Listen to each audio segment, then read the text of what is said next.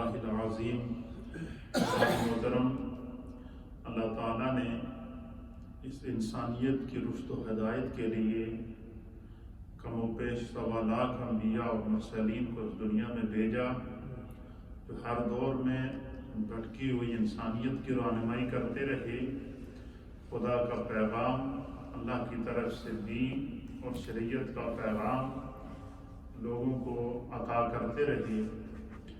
اور روایات کے اندر آتا ہے کہ کوئی نبی اللہ نے کسی خاص قوم کے لیے بنا کر بھیجا، کسی نبی کو اللہ نے کسی خاص علاقے کے لیے بھیجا ہے، کسی نبی کو اللہ تعالیٰ نے کچھ مخصوص اقوام کے لیے بھیجا ہے، اور وہ اپنے اپنے دور کے اندر اس دور کے تقاضوں کے مطابق اللہ تعالیٰ کے احکام کو کائنات تک پہنچاتے رہے۔ اور ان میں سے بعض ایسے تھے کہ جنہوں نے ان نبیوں پر ایمان لایا، ان کی شریعت کو تسلیم کیا۔ قرآن حکیم فرقان مجید اس منظر کو بیان کرتا ہے کہ ان لوگوں نے نجات پائی، اور کچھ ایسے نافرمان تھے، بدبخت تھے، شقی القلب تھے، کفر اور شرک کے اندھیروں میں پھنسے ہوئے تھے، کہ انہوں نے اس دور کے انبیاء کی شان میں گستاخیاں کی، اللہ کے احکام کو نہ مانا۔ تو قرآن حکیم فرقان مجید مختلف انداز میں بیان کرتا ہے کہ کسی قوم پر نافرمانی کی وجہ سے ان پر آسمان سے پتھروں کی بارش نازل ہوئی، جیسے کہ قوم لوط کے اوپر۔ اسی طریقے سے قوم نوح علیہ السلام جو تھی، نافرمانی کی وجہ سے 950 سال حضرت نوح علیہ السلام کو تبلیغ کرتے رہے۔ 950 سال کے بعد آپ پر تبلیغ کے بعد تقریباً 80 لوگ آپ پر ایمان لائے، اور نافرمانی عروج پر ہوئی، خدا کی رحمت اور غضب کو چیلنج کیا اور نافرمانوں نے۔ تو اللہ تعالیٰ نے پھر طوفان بھیجا، پانی کی صورت میں، سمندر کی صورت میں، اور اس طوفان نوح نے پھر پوری انسانیت کو سوائے 79 لوگوں کے اور وہ جانور جو حضرت نوح علیہ السلام کے ساتھ کشتی میں سوار تھے، ان کے ہر ایک کو غرق کر دیا پانی کے اندر۔ اور قرآن اس منظر کو بیان کرتا ہے کہ جیسے ہی قوم نوح جو ہے وہ پانی میں غرق ہوئی، غرق ہوتے ہی خدا نے ان کے اوپر آگ کا عذاب نازل کر دیا۔ اسی طریقے سے قوم ہود کو لے لیں، اسی طریقے سے حضرت یعقوب علیہ السلام کی قوم کو لے لیں، حضرت یوسف علیہ السلام کی قوم کو لے لیں، حضرت ابراہیم علیہ السلام کو دیکھیں کہ انہوں نے وقت کے سب سے بڑے نمرود جو بادشاہ تھا، جو اپنے آپ کو انا ربکم الاعلی کہتا تھا، اس کے مقابلے میں اللہ تعالیٰ نے ان کو سرخرو کیا، اور اسلام کے لیے ان کو مختلف آزمائشوں سے گزرنا پڑا۔ اب علماء، محدثین اور مفسرین نے لکھا کہ ہر نبی کسی نہ کسی قوم کے لیے یا کسی نہ کسی علاقے کے لیے آیا ہے، مگر اللہ تعالیٰ نے جب اپنے پیارے حبیب لبیب نبی رحمت جناب سید العالمین محمد الرسول اللہ صلی اللہ تعالیٰ علیہ وآلہ وسلم کو دنیا میں آخری نبی بنا کر بھیجا، تو قرآن کریم فرقان مجید میں خود اللہ تعالیٰ نے وحی کے ذریعے فرمایا کہ میرے محبوب آپ ان کو بتا دیں، انی رسول اللہ الیکم جمیعا۔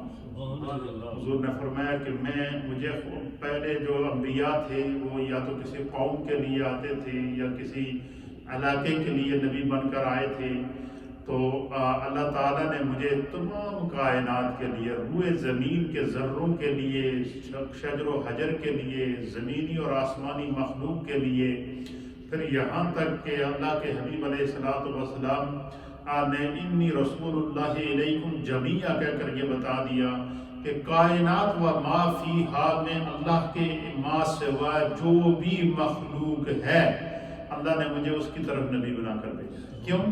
اس کی وجہ کیا تھی کہ اللہ تعالیٰ نے نبی پاک کی ذات پر نبوت کو تمام کرنا تھا، آپ کی ذات پر نبوت کو مکمل کرنا تھا، لہٰذا آپ حشرات الارض کے بھی نبی ہیں، آپ ذروں کے بھی نبی ہیں، آپ ستاروں کے بھی نبی ہیں، آپ چاند کے بھی نبی ہیں، آپ آسمانوں کے بھی نبی ہیں، آپ سورج کے بھی نبی ہیں، سمندری مخلوق کے سمندر کے اندر رہنے والی مچھلیوں کے بھی آپ نبی ہیں، اسی طریقے سے جنگلوں کے اندر رہنے والے جو جانور ہیں، درندے ہیں، چرند ہیں، پرند ہیں، حیوانات ہیں، حشور و طیور ہیں، ان کے بھی آپ نبی ہیں۔ تو اللہ تعالیٰ نے پوری کائنات کے لیے میرے مصطفیٰ کو جب خاتم النبیین بنا کر بھیجا تو پھر رب کریم نے آپ کے اوپر جو کتاب نازل کی قرآن حکیم فرقان مجید کی صورت میں، اس کتاب کو بھی اللہ نے خاتم الکتب بنایا ہے۔ یعنی جس طرح ہمارے نبی علیہ السلام خاتم النبیین ہیں، اس طرح آپ پر نازل ہونے والی یہ عقیدہ ختم نبوت میں یہ چیزیں جاننا انتہائی ضروری ہیں کہ جس طرح ہمارے نبی صلی اللہ تعالیٰ علیہ وآلہ وسلم خاتم النبیین ہیں، اسی طریقے سے آپ پر نازل ہونے والی جو کتاب قرآن حکیم ہے یہ بھی خاتم الکتب ہے۔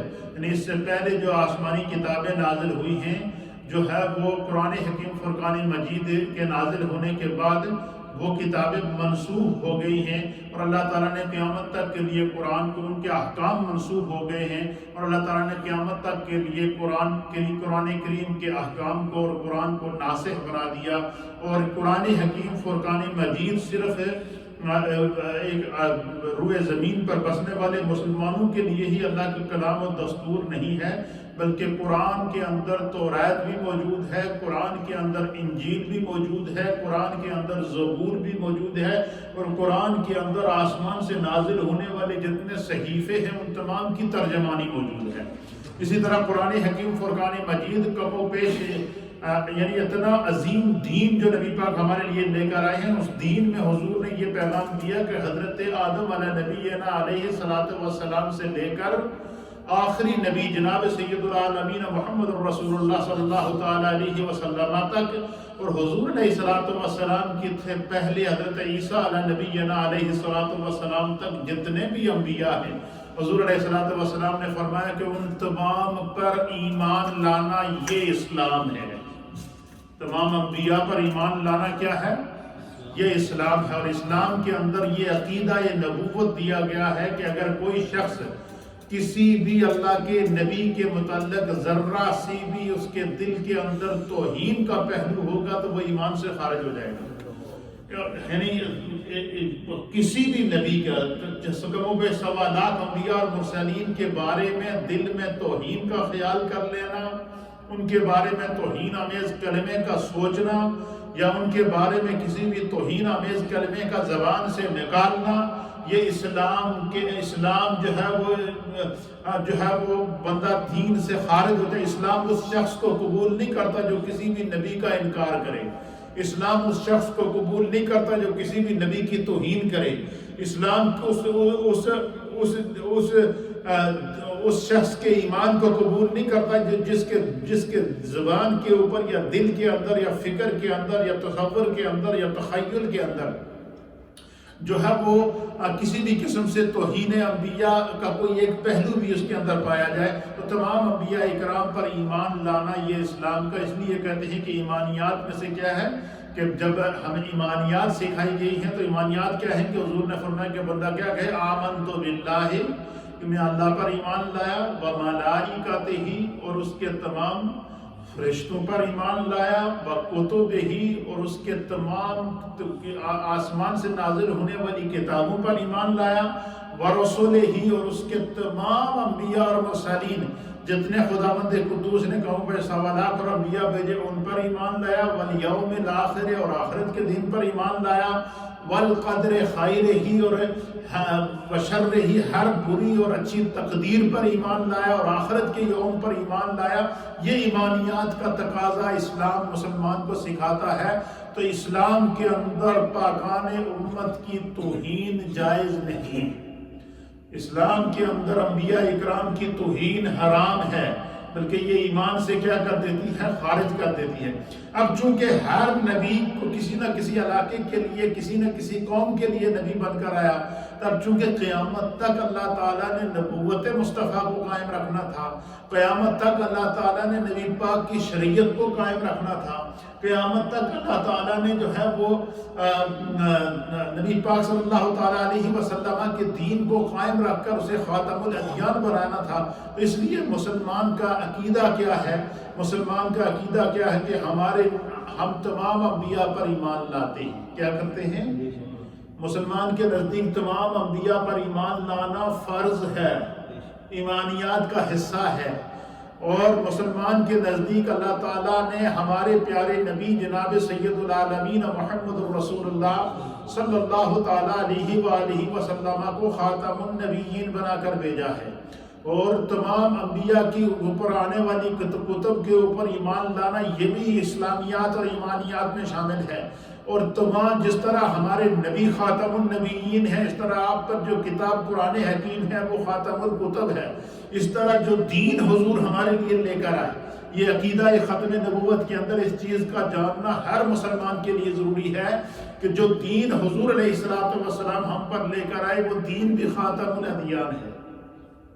اللہ تعالیٰ نے قرآن حکیم فرقان مجید کے اندر فرمایا کہ ان الدین عند اللہ الاسلام، فرمایا کہ اللہ کے نزدیک دین صرف اسلام ہے. کیا ہے؟ دین صرف اسلام ہے.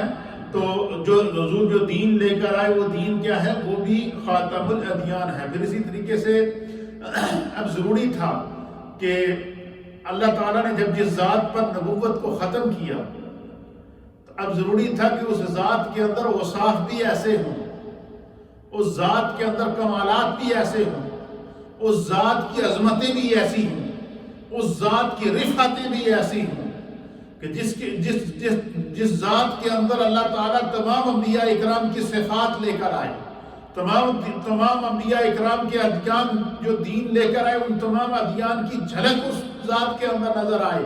اور قیامت تک کے لیے دستور انسانی اور دستور قرآن جو اللہ تعالیٰ نے عطا کیا وہ پوری انسانیت کے لیے رہنما اصول بن کر آیا. اس لیے اللہ تعالیٰ نے ہمیں جو محبوب عطا کیا وہ سید الانبیاء ہے. وہ کیا ہے؟ وہ سید الانبیاء ہے. ہمارے نبی کیا ہے؟ سید الانبیاء ہے. ہمارے نبی امام الانبیاء ہیں.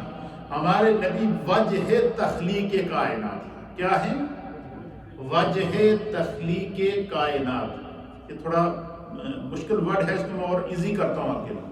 وجہ تخلیق کائنات کا معنی یہ ہوتا ہے کہ جس کی وجہ سے اللہ نے زمین آسمان کائنات کو پیدا کیا، جس کے سبب سے اللہ نے زمین، حضور نے خود فرمایا حدیث قدسی کے اندر کہ میرے رب نے براہ راست مجھ سے مخاطب کر فرمایا. کیا فرمایا؟ فرمایا کہ لولا کلام خلقت الجن والانس، کہ حبیب اگر آپ کو دنیا میں بھیجنا مقصود نہ ہوتا تو میں جنوں اور انسانوں کو پیدا نہ کرتا. پھر فرمایا، حضور نے فرمایا کہ میرے رب نے مجھ سے براہ راست فرمایا کہ لولا کلام خلقت الافلاک، اے محبوب اگر آپ کو دنیا میں بھیجنا مقصود نہ ہوتا تو میں زمینوں اور آسمانوں کو پیدا نہ کرتا. تو پتہ چلا یہ جو اللہ تعالیٰ نے ہمارے لیے زمین کو بچھونا بنایا ہے اور آسمان کو چھت کی صورت میں شامیانہ بنایا ہے، تو آسمان جو بغیر ستونوں سے کہ ہمارے سروں کے اوپر کھڑا ہے، یہ بھی صدقہ ہے جناب سید العالمین محمد رسول اللہ صلی اللہ تعالیٰ علیہ وسلم. یہ جو زمین پانی کے اوپر تیر رہی ہے، یہ جس زمین کے اوپر ہم کھڑے ہیں اور اللہ تعالیٰ نے اسی زمین کے لیے ہمارے لیے کھانے پینے کی چیزیں پیدا کی ہیں، اسی زمین سے ہمارے لیے طرح طرح کے انعامات پیدا کیے ہیں، اسی زمین سے ہمارے لیے نعمتیں پیدا کی ہیں. حضور نے فرمایا کہ اللہ نے مجھ سے فرمایا کہ محبوب یہ جو زمین کی رنگینیاں ہیں، یہ جو سبزہ زار ہیں، یہ جو آبشارے ہیں، یہ جو دریا ہیں، یہ جو نہریں ہیں، یہ جو سمندر ہیں، یہ جو چڑیوں کی چہچہٹ ہے، یہ جو پرندوں کی چلملاہٹ ہے، یہ جو زمین اور آسمان کا نور ہے، یہ جو چاند کی چمک ہے، یہ جو سورج کی دھمک ہے، اور یہ جو سورج کی روشنی ہے، یہ کائنات کا ذرہ ذرہ جو اپنے محور کے اندر اپنے رب کی تسبیح اور تحلیل کرتا ہوا نظر آ رہا ہے. حضور فرماتے ہیں کہ میرے رب نے مجھے مخاطب کر کے فرمایا محبوب اس کو اس لیے پیدا کیا کہ میں نے آپ کو پیدا کیا. تو گویا زمین کے ذرے میرے مصطفیٰ کے استقبال کے لیے پیدا ہوئے. سمندر کے اندر لہریں جو لہراتی ہوئی نظر آتی ہیں، وہ جو نہروں کی لہریں ہیں وہ بھی درود و سلام پڑھتی ہوئی نظر آتی ہیں، سمندر کے اندر موجود مچھلیاں جو ہیں وہ بھی اللہ کے حبیب علیہ السلام پر درود و سلام پڑھتی ہیں۔ اس لیے اللہ تعالیٰ نے قرآن کے اندر ارشاد فرمایا کہ ان اللہ وملائکتہ یصلون علی النبی، فرمایا کہ بے شک اللہ اور اس کے فرشتے کیا کرتے ہیں؟ نبی پر درود بھیجتے ہیں۔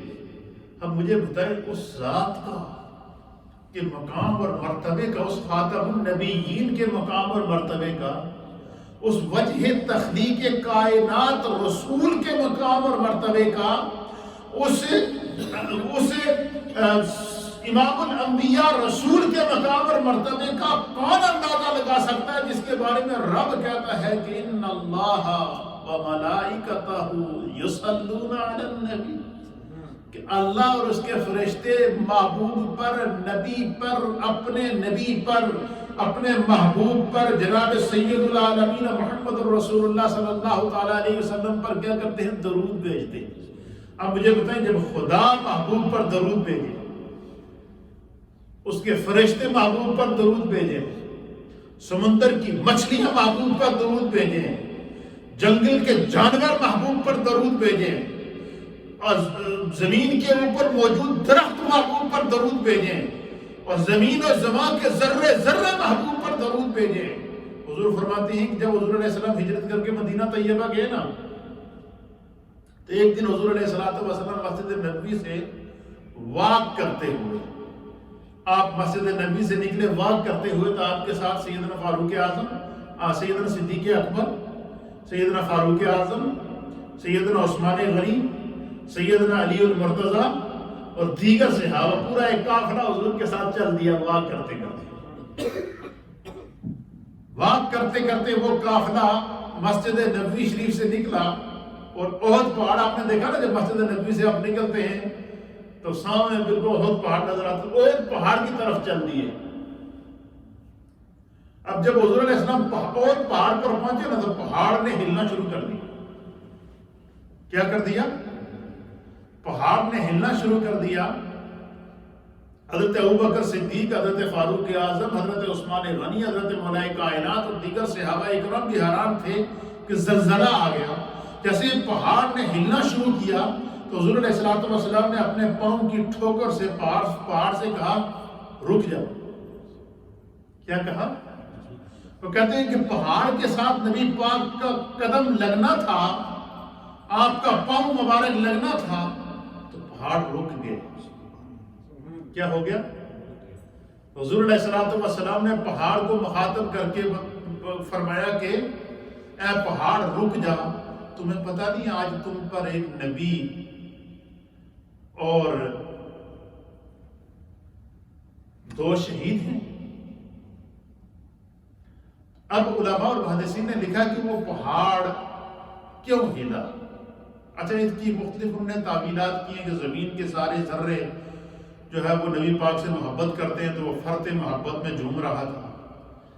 لیکن جو عاشق لوگ ہوتے ہیں نا، ان کی اپنی ایک دنیا ہوتی ہے۔ میرے استاد محترم محدث اعظم سعید ملت، استاذ العلماء، شیخ الحدیث و تفسیر، اللہ تعالیٰ ان کی قبر پر کروڑوں رحمتیں نازل ہوں، علامہ غلام رسول صاحب سعیدی، آپ نے جب یہ حدیث لکھی نا کہ احد پہاڑ ہل رہا تھا اور نبی پاک کا قدم ٹچ ہوتے ہی رک گیا، آپ نے اس حدیث کی تشریح میں لکھا کہ اصل میں احد پہاڑ اپنے بخت پر ناز کر رہا تھا کہ آج میں کتنا خوش قسمت ہوں کہ نبی پاک کا قدم میرے اوپر پڑ رہا ہے۔ تو فرمایا کہ آپ اس حدیث کی شرح میں لکھتے ہیں کہ اصل میں احد پہاڑ کیوں ہلا؟ اس کی وجہ تھی کہ احد پہاڑ یہ چاہتا تھا کہ قبل اس کے کہ حضور علیہ السلام کا قدم مجھ پر پڑے، میں آگے بڑھ کر سرکار کے قدم کا بوسہ لے لوں۔ کہ احد پہاڑ حضور کے قدم کا بوسہ لینے کے لیے آگے بڑھا، اور سرکار کے قدم کا اس نے بوسہ لیا، اور پھر پرسکون ہو گیا۔ اور ایسا سکون ملا کہ جنگ احد جب ہوئی، کفار نے چاروں طرف سے گھیر لیا مسلمانوں کو۔ اس جنگ کے اندر سرکار دو عالم صلی اللہ علیہ وسلم کا دانت مبارک بھی شہید ہوا، اور ایک پہاڑ کی اوٹ کے اندر آپ کو حضور کو لے جایا گیا. حضور علیہ السلام اس طرح پہاڑ کے ساتھ ٹیک لگا کر جانا بیٹھے. تو اب سرکار نے جیسے پہاڑ سے ٹیک لگائی نا تو حضور علیہ السلام کا جو سر مبارک تھا وہ پہاڑ کے اندر چلا گیا. کیا ہو گیا؟ وہ آج بھی موجود ہے. میں نے اس مقام پر جا کر باقاعدہ ڈاکومنٹری بھی بنائی. اس جتنا حضور کا سر مبارک تھا سر کے برابر پہاڑ نرم ہو گیا اور حضور کا سر مبارک پہاڑ کے اندر چلا گیا. اب علماء اور محدثین نے لکھا ہے کہ یہ کیسے ممکن ہے. فرمایا کہ جب حضور علیہ السلام کو اس وقت آرام کی ضرورت تھی تو پہاڑ کو نرم ہو گیا. پہاڑ نے اللہ کی بارگاہ میں التجا کی کہ بارے الہ میری جبلت میں سختی تو نے رکھی ہے, میری جبلت کے اندر نرمی نہیں ہے, لیکن آج اللہ کا رسول مجھ سے ٹیک لگا رہا ہے, میرے اندر سے سختی کو ختم کر دے, نرمی میں تبدیل کر دے. آج بھی وہ احد پہاڑ کے اندر وہ جو ایک چھوٹا سا گڑھا سا پڑا ہوا ہے وہ آج بھی موجود ہے. وہ سرکار دو عالم صلی اللہ علیہ وسلم کا سر مبارک پہاڑ نے جب پہاڑ نرم ہو گیا تھا. اسی طریقے سے روایات کے اندر آتا ہے کہ سرکار دو عالم صلی اللہ علیہ وسلم جب زمین پر چلتے تھے تو آپ کے پاؤں کے نیچے جو کنکر آتے تھے, پتھر کے چھوٹے چھوٹے ٹکڑے آتے تھے, جب وہ حضور پاؤں رکھتے تو حضور کے پاؤں رکھنے سے پہلے وہ پتھر کے ٹکڑے ہوتے تھے, بجری جس کو آپ کہتے ہیں اپنی زبان میں, بجری پڑی ہوتی تھی. تو فرمایا کہ جہاں سے حضور علیہ السلام پاؤں رکھ کے اٹھاتے تو وہ بجری نہیں ہوتی, پھر وہ ریت ہو جاتی, یعنی وہ نرم ہو جاتے تھے.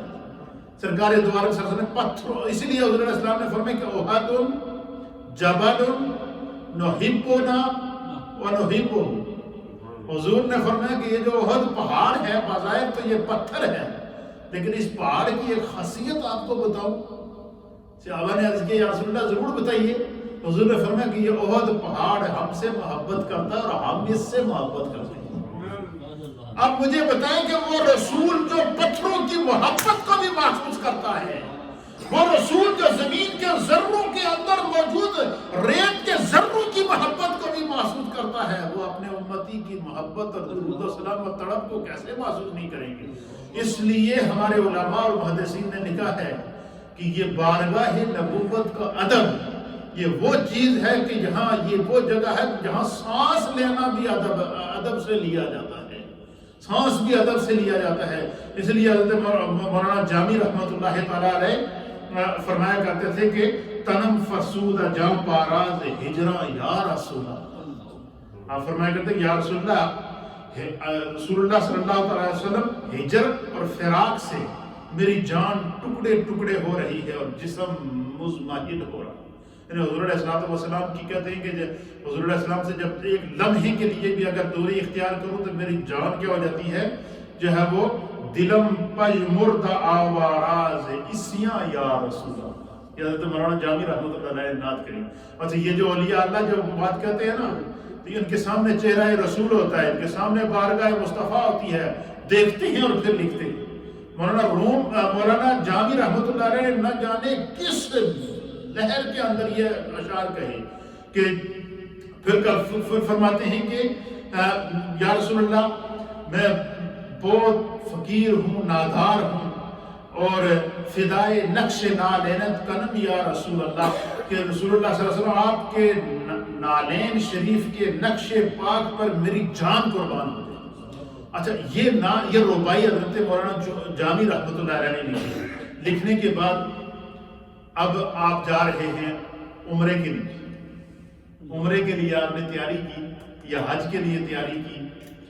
آپ چلے تو جیسے مدینہ شریف کی طرف بڑھے نا تو آپ یہ گنگنا رہے تھے, تنم فرسود جاں پاراز ہجراں یا رسول اللہ, دلم پئی مرد آواراز اسیاں یا رسول اللہ.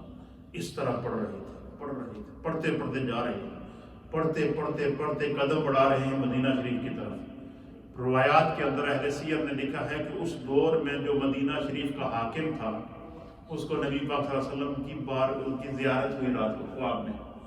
حضور نے فرمایا کہ فلاں علاقے سے, فلاں ایریے سے, فلاں جگہ سے میرا ایک عاشق آ رہا ہے, اس کو مدینہ پہنچنے سے روکو.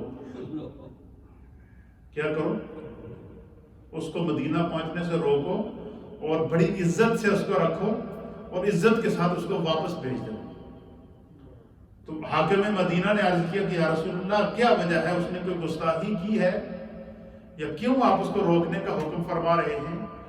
تو حاکم مدینہ کو حضور علیہ الصلوۃ والسلام نے خواب میں فرمایا کہ جس کیفیت میں وہ میری نعت پڑھتے ہوئے آ رہا ہے، جس کیفیت میں میرے عشق میں ڈوب کر وہ آ رہا ہے، اگر وہ میرے مزار پاک کے قریب پہنچ گیا اور تو پھر مجھے قبر سے ہاتھ باہر نکال کر اس سے مسافہ کرنا پڑے گا، اور میں نے اگر قبر سے ہاتھ باہر نکالا تو قیامت برپا ہو جائے۔ مولانا جامی کو وہاں روک دیا گیا۔ اس طرح کے بھی عشاق دنیا کے اندر گزرے ہیں۔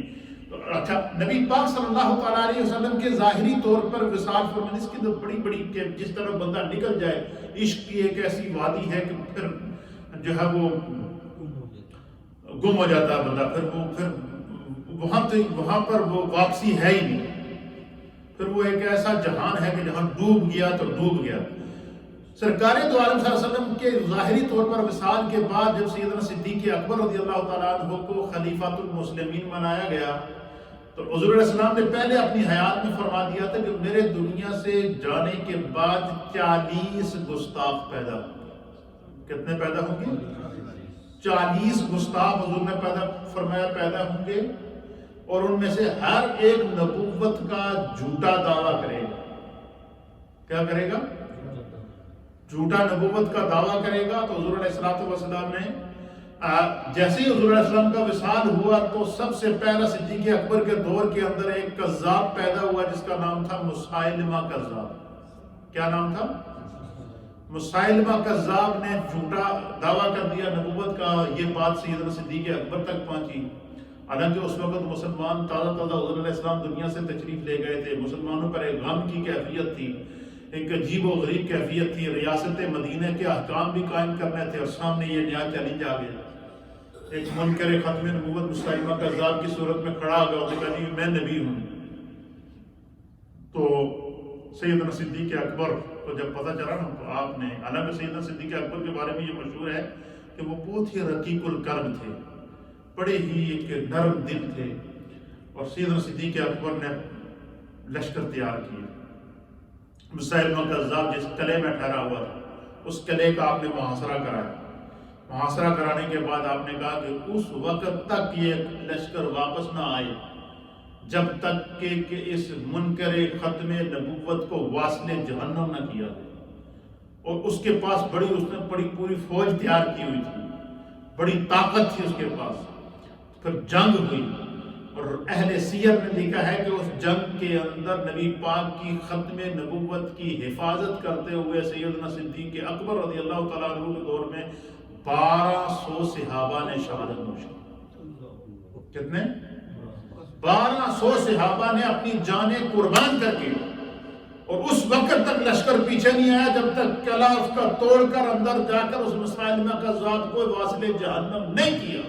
اللہ تعالیٰ نے سب سے پہلا ختم نبوت کی حفاظت کس سے کروائی؟ سیدنا ابوبکر صدیق رضی اللہ تعالیٰ عنہ۔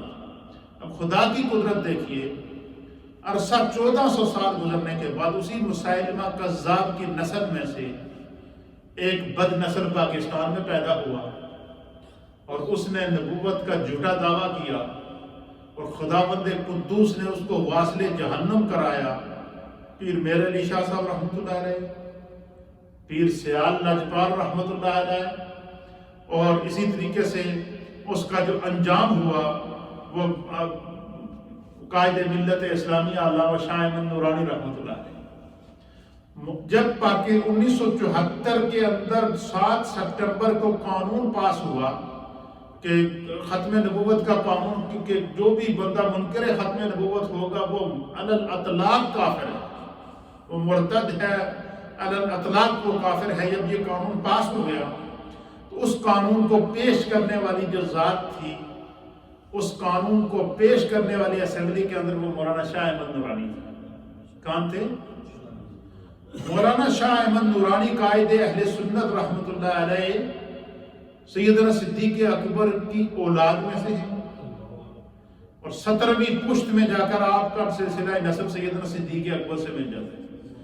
اب ملک پاکستان کے اندر قیامت تک کے لیے عقیدہ ختم نبوت کا قانون بن جانا، اور مولانا شاہ احمد نورانی رحمۃ اللہ علیہ کا میں اس لیے اس میں اور بھی بہت سارے علماء، تمام مکاتب فکر کے علماء شامل تھے، اس میں مفتی محمود شامل تھے، اس میں جماعت اسلامی کی طرف سے پروفیسر غفور احمد شامل تھے، اسی طریقے اس میں اہل حدیث کی نمائندگی موجود تھی، اس میں جو دیگر مسالے کے لوگ موجود تھے، اس کے اندر تمام سیاسی جماعتوں کے لوگ موجود تھے، متفقہ طور پر وہ قانون پاس کیا گیا، لیکن اس قرارداد کو پیش کرنے والی جو ذات تھی وہ مولانا شاہ احمد نورانی رحمۃ اللہ علیہ تھی۔ اور ذوالفقار علی بھٹو رحمۃ اللہ علیہ نے جب اس پر بحث کرنا چاہیے، ایک دو اس کے ذہن کے اندر ظاہر وہ دنیا دار قسم کے لوگ تھے، تو جب اشکال آئے تو پھر شاہ احمد نورانی صاحب رحمۃ اللہ علیہ کو اس نے بلایا ذوالفقار علی بھٹو نے، اور انہوں نے کہا کہ مجھے آپ یہ سمجھائیں۔ جب انہوں نے ان کو سمجھایا نا، تو اس نے کہا جی کہ فوری طور پر آپ قرارداد پیش کریں، اس کو پاس کرنا سب سے پہلے دستخط ذوالفقار علی بھٹو اس پر کریں۔ علامہ شاہ احمد نورانی رحمۃ اللہ تعالیٰ علیہ یہ برملا کہا کرتے تھے، میں نے خود اپنے قانون سے سنا ان کی مجلس میں، وہ کہا کرتے تھے کہ ذوالفقار علی بھٹو سے لوگوں کو نظریاتی لاکھ اختلاف ہوں، میں شاہ احمد نورانی یہ اعلان کر رہا ہوں کہ ذوالفقار علی بھٹو کی بخشش کے لیے صرف ختم نبوت کے قانون پاس کرا کر اس پر دستخط کرنا یہی عمل کافی ہے، یہ عمل ہی اس کے لیے کافی ہے۔ آج چونکہ پوری دنیا میں یوم ختم نبوت منایا گیا، اسی نسبت سے ہم نے کہا کہ ہم پاکستان کی اس پارلیمنٹ کو 1974 کی اس پارلیمنٹ کو جنہوں نے ختم نبوت کا قانون، اچھا یہ جو ملک پاکستان ہے یہ خود زمین کے اوپر یہ خدا کا بہت بڑا عطیہ اور انعام ہے، یہ بات یاد رکھیے، یہ کوئی عام ملک نہیں ہے۔ دنیا میں آپ دیکھیں اس وقت 58 کے قریب اسلامک کنٹریز، کتنی ہیں؟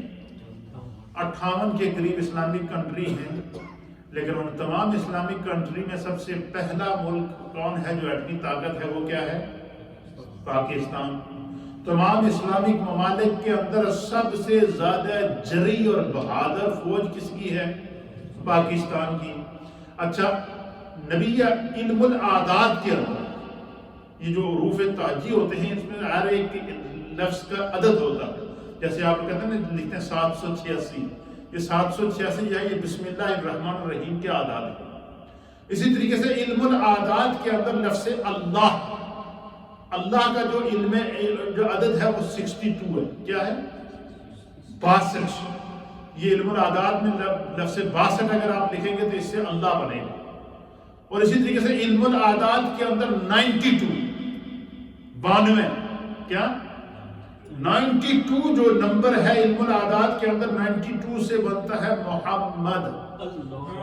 لفظ محمد کے اعداد کتنے ہیں؟ 92 ہیں۔ اور پوری دنیا کی جتنی اس وقت پوری دنیا کے اندر 203 سے زائد کنٹریز ہیں، اسلامک اور غیر اسلامک، کتنی ہیں؟ اباؤٹ دا 200 کنٹری، ٹھیک ہے نا، اباؤٹ دا 200 کنٹریز ہیں، اور ہر ملک کا اپنا کوڈ ہے۔ جیسے یو کے کا کوڈ کیا ہے؟ 0044، یہ یو کے کا کوڈ ہے۔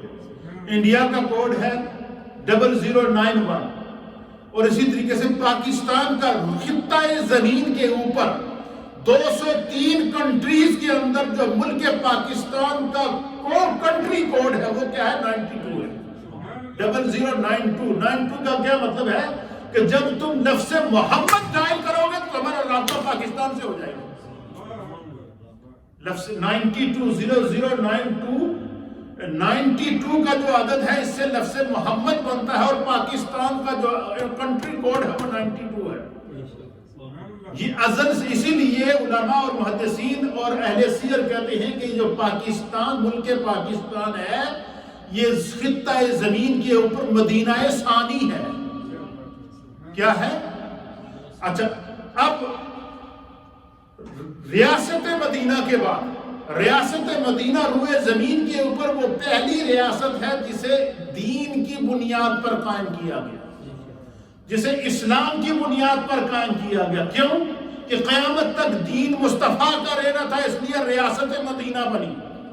قیامت تک احکام مصطفیٰ کے رہنے تھے، اس لیے ریاست مدینہ بنی۔ قیامت تک شریعت مصطفیٰ کی رہنی تھی، اس لیے ریاست مدینہ بنی۔ قیامت تک احکام مصطفیٰ کے رہنے تھے، اس لیے ریاست مدینہ بنی۔ قیامت تک سکہ مصطفیٰ کا چلنا تھا، اس لیے ریاست مدینہ بنی۔ اور 1400 سال گزرنے کے بعد خطہ زمین کے اوپر اگر کوئی ملک وجود میں آیا ہے جس کی بنیاد صرف یہ رکھی گئی ہے کہ وہاں اسلامی قانون ہوگا، وہ اس کا دستور قرآن ہوگا، اس کا دستور جو ہے وہ آئین جو وہ قرآن و حدیث کے مطابق ہوگا، اور اس ملک کو اسلامی جمہوریہ پاکستان کہتے ہیں۔ اور یہ ملک روئے زمین کے اوپر جو اللہ تعالیٰ نے مسلمانان پاکستان کو عطا کیا، یہ اس کو عطا بھی اللہ تعالیٰ نے 27ویں شب کو کیا، رمضان المبارک کی۔ لیلۃ القدر کو اللہ نے ملک پاکستان تحفے میں دیا۔ یہ انعام دیکھیے، یہ پاکستان کو لوٹنے والوں نے نہیں چھوڑا، پاکستان کو نقصان پہنچانے والوں نے اپنی حدیں کر گئے، ان کا حساب ہی نہیں ہے، جو بھی آیا اس نے اس کو نقصان ہی پہنچایا ہے۔ لیکن دنیا حیران ہے، یہ ملک چل رہا ہے، دنیا حیران ہے، یہ ملک ایٹمی طاقت ہے، دنیا حیران ہے، جو بھی آتا ہے اس ملک کے اندر کو اسے بے شک اس کو اگر نقصان بھی پہنچا دے وہ ملک اسی طرح چل رہا ہوتا ہے۔ اس کی وجہ کیا ہے؟ اصل میں یہ ملک بنا ہی مصطفیٰ کے نام پر ہے، تو لفظ محمد کو زوال ہے ہی نہیں، تو پاکستان پہ زوال کیسے آ سکتا ہے؟ اس لیے نبی اکرم صلی اللہ تعالیٰ علیہ وآلہ وسلم نے پیشن گوئی کی تھی کہ قیامت آنے سے پہلے کیا ہوگا؟ حضور نے فرمایا اس زمین پر غزوہ ہند ہوگا۔ کیا ہوگا؟ غزوہ ہند ہوگا۔ اس کی باقاعدہ حدیث کے اندر پیشن گوئی کی گئی ہے، تو اس کی بنیاد کیا ہے؟ یہ ملک پاکستان ہے۔ اب دیکھیں روئے 58 اسلامک ممالک کے اندر اللہ تعالیٰ نے اس ملک کو ایٹمی طاقت بنا لیا، اس کے ایٹمی اثاثے موجود ہیں، اس کی فوج موجود ہے، یہ سب کچھ یہ دنیا کے اندر وہ اشارے ہیں۔ تو اس لیے اور پھر خدا کی قدرت دیکھیے، قیامت تک چونکہ فتنوں نے جنم لینا تھا، قیامت تک بڑی بڑی طاقتوں نے آنا تھا، قیامت تک بڑے بڑے شیطانوں نے سامنے آنا تھا جو دین کے اوپر حملہ کر لیتے، تو اب پاکستان کے آئین کے اندر، پاکستان کے دستور کے اندر، پاکستان کے قانون کے اندر، پاکستان کے آئین کے اندر 74 کی اسمبلی میں یہ قانون بنا دیا گیا کہ جو شخص نبی پاک کی ختم نبوت کا منکر ہے، وہ جتنی بڑی داڑھی کیوں نہ ہو، اس کی جتنی بڑی پگڑی کیوں نہ ہو، اس کے جتنے بڑے سجدے کیوں نہ ہو، وہ مرتد ہے، کافر ہے۔ ایمان کے لیے شرط ہے نبی کو خاتم النبیین ماننا۔ تو آج کا دن یہ تاریخ کے اندر ہمیشہ یاد رکھا جائے گا کہ آج کے دن پاکستان کی دستور ساز اسمبلی نے ناموس رسالت کی حفاظت کی تھی۔ آج بھی آپ دیکھیں دنیا بھر کے اندر طرح طرح کی گستاخیاں کرنے کی کوشش کی جا رہی ہے، کہیں نبی پاک صلی اللہ علیہ وسلم کے خاکے شائع کرنے کی ناپاک کوششیں کی جا رہی ہیں، کیا اسلام پر حملے کیوں نہیں کیے جاتے؟ لیکن خدا نے قیامت تک کے لیے دین اسلام کو، نبی پاک کی نبوت کو، آپ کی خاتمیت کو، آپ کے مرتبے کو، آپ کے مقام کو، آپ کی عظمت کو، آپ کی رفعت کو اللہ تعالیٰ نے پروٹیکشن دے دی۔ اور اس پروٹیکشن کا جو بیس ہے، بیس کیمپ جو ہے، اس کی حفاظت کا بیس کیمپ اللہ تعالیٰ نے ملک پاکستان کو بنایا۔ یہ پاکستان نبی پاک صلی اللہ علیہ وسلم کے فیضان ہے۔ اس لیے قائد اعظم محمد علی جناح نے کیا کہا تھا؟ پاکستان کا مطلب کیا؟ لا الہ الا اللہ۔ پاکستان کا مطلب کیا؟ لا الہ الا اللہ۔ دستور ریاست ہوگا کیا؟ محمد الرسول اللہ۔ دستور ریاست ہوگا کیا؟ محمد الرسول اللہ۔ تو یہ ملک پاکستان کا یہ تاریخ کے اندر یہ آج کا دن ہمیشہ یاد رکھیں، جب بھی 7 ستمبر کا دن آئے نبی پاک پر درود و سلام پڑھا کریں، حضور علیہ السلام کی نعت خوانی کیا کریں۔ یہ 7 ستمبر کا دن ہمارے لیے اسی طرح خوشی کا دن ہے جس طرح نبی پاک کی یوم میلاد کا دن ہے، کیونکہ اس دن نبی پاک صلی اللہ علیہ وسلم کی ناموس کی حفاظت کا قانون دنیا کے اوپر بنا ہے، روئے زمین کے اوپر قانون بن گیا ہے۔ اور وہ قانون، اس قانون کو ختم کرنے کے لیے طرح طرح کے حربے استعمال کیے گئے۔ پاکستان کے اندر موجود بعض لوگوں کو اس کا اعلی کار بنانے کی کوشش کی گئی، لیکن چونکہ جس کی حفاظت خدا کے ذمہ ہو اسے کوئی نہیں، اس لیے حضور علیہ السلام نے فرمایا کہ انا خاتم النبیین لا نبی بعدی۔ حضور نے فرمایا میں خاتم النبیین ہوں، میرے بعد کوئی نبی نہیں آئے گا۔ اس لیے آج چونکہ 7 ستمبر تھا تو آج کی اس مجلس کو ہم پاکستان کی 1974 کی دستور ساز اسمبلی کے ان قانون ساز ممبروں، چاہے وہ دنیاوی طور پر ہوں یا دینی طور پر ہوں، جو اس اسمبلی کے اندر جس نے ختم نبوت کے لیے ووٹ دیا ہے صاحب ایمان، آج کا ہم ان کے نام کرتے ہیں، آج ہم ان کو ایصال ثواب کرتے ہیں، آج ہمارا ان سے کوئی نظریاتی اختلاف نہیں ہوگا، آج ہم ان کے اس عمل کو خراج تحسین پیش کریں گے، اس لیے جس نے نبی کی ناموس کی حفاظت کی، خدا قیامت تک اس کی حفاظت کرتا ہے۔ آج ذوالفقار علی بھٹو موجود نہیں ہے، لیکن آج UK کی اس مسجد کے ممبر سے ذوالفقار علی بھٹو کو خراج تحسین کیوں پیش کیا جا رہا ہے؟ اس نے کیا کیا؟ اس نے نبی کی ناموس کے لیے قلم چلایا تھا، اس نے نبی کی ختم نبوت کے قانون پر دستخط کیے تھے۔ آج شاہ احمد نورانی رحمۃ اللہ علیہ اور دیگر جو اکابرین ملت ہیں جنہوں نے اس اسمبلی کے اندر اس قانون کے اوپر دستخط کیے تھے، آج ہم ان سب کو خراج تحسین پیش کرتے ہیں۔ کیوں؟ کہ انہوں نے نبی کی ناموس پر پہرا دیا ہے، اس لیے وہ ہمیں ایک راستہ سکھا گئے ہیں۔ جب تک ہمارے جسم میں جان ہے، ہمارے جسم میں روح موجود ہے، ہم نے ختم نبوت کی حفاظت کرنی ہے، پھر ہماری آنے والی نسلیں کریں گی اور قیامت تک ہوگا، اور اللہ اس کے لیے اپنے رجال پیدا کرتا رہے گا۔ تو آج کا دن تاریخ ساز دن تھا، اس لیے میں نے سوچا مناسب سمجھا کہ بجائے اس کے کہ آپ اور گفتگو کریں، ہم کیوں نہ آج اپنے ان لوگوں کی جنہوں نے نبی پاک کی ناموس کی حفاظت کی ان کو خراج تحسین پیش کریں۔ اللہ تعالیٰ اپنی بارگاہ میں مقبول اور معجور فرمائے۔ مختصر سا ذکر اور پھر دعا۔ اللہم صلی علی نبینا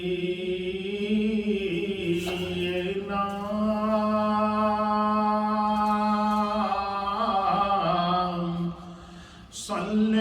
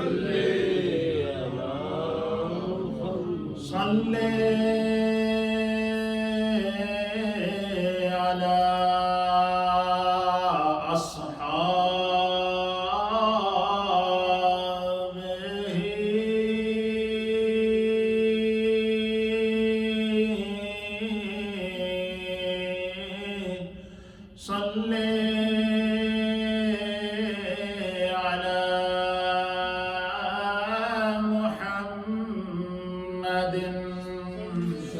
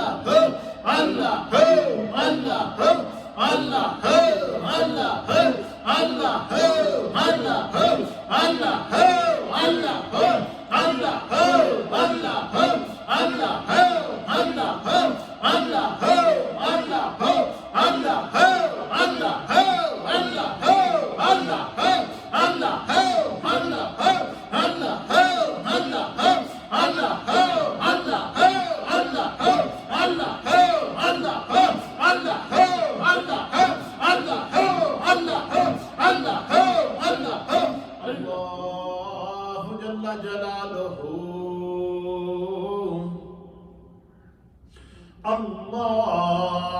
اللہ جل جلالہ